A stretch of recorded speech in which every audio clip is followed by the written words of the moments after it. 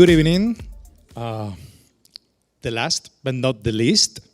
So thank you to stay here because we're going to talk about the future, Web3 and healthcare. It's an amazing subject, so please stay here. I'm a medical doctor, gastroenterology, and then a medical advisor at Aimedis. They talked before about that, metaverse and healthcare, but we are focusing with Web3. And I have here this great panelist. So I would like that they introduce by themselves. So Niels, Gil, Steven, Ali, and Gabrielle, please, can you start, Niels? Well, I'm a radiation oncologist. That's more than half of my week, and the rest of the week, the weekends and the night times, I'm working on my own company, CatalyzIT, and well, we come back later on what I'm doing right now, because it's really amazing. Web3, I think it's not a clear concept, so I would like to know more about that. Maybe two of our panelists can explain their ideas. Gabrielle, let's listen to you. But I would like two questions. First, privacy. You are a medical doctor as me, and many people ask me, Web3 and healthcare, what about privacy? And I would like to know a little more about your company, so please.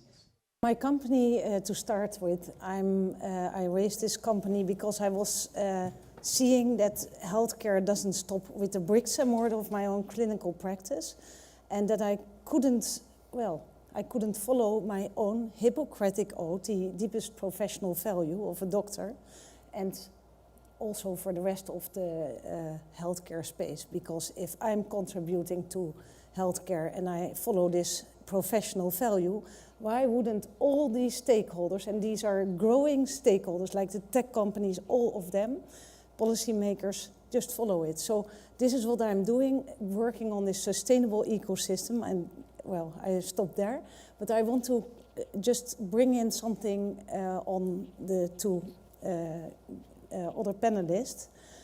As I see Web3 just of one of the building blocks, important building blocks for this health ecosystem, health space, digital space. And it should be orchestrated on the deepest professional value. So trust, that's something we can't lose out of sight, and it's lost if we are. But I will come back. So trust for me is a key word. But yeah, moving on. To just interrupt one time, if there's no trust between me and the patient, I can stop healthcare, because a patient is only open to me and tells me what's going on if there is confidentiality. If this doesn't exist anymore, I can see the entire health situation, and it's about interacting with each other. So it's the combination of the both. That's the magic. I agree. I think this is a moment that you shouldn't forget. Our global health is at stake today. And it's something really, really scary. And that's what drives me to sit here. As we are just doing digital, like we are using technology, implementing it on an analog way. And I can't face it anymore as I'm in clinical practice. All these archiving systems, documents all over the place. Well, no communication support, no peer intervention support. And then we have to assume that these data are trustworthy. I can tell you for sure, data are not trustworthy. So you can talk about, well, we get paid for our data.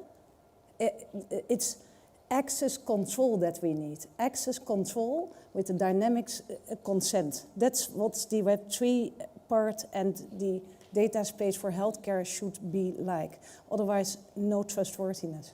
We see that at the hospital nearly every day. I'm always go to my healthcare part, so health equity. I think it's important. What do you think about health equity and Web3, and about the digital gap, all these around? Open question. It's a great question, as we are now building on this cooperatives, and I want really to ask you to help me. I have not the time to tell about it, but we should see it like we have a long-term purpose, and to share the data, well, treat data as a commons. So then the data will be valuable, and we could build on, well, we have a blueprint. That's an international team where I'm working with to design such an ecosystem, and then we can generate health equity and wealth equity, and that should be the future. As I think the Web3, well, it's decentral by design, and the European Union has said the internet, that's a human internet, and a human internet deserves human values, and for me, that's the Hippocratic value of trust between people. And if we don't design and don't orchestrate this into the system, we have now the chance to do that. Then we won't have health in some years. That's my opinion.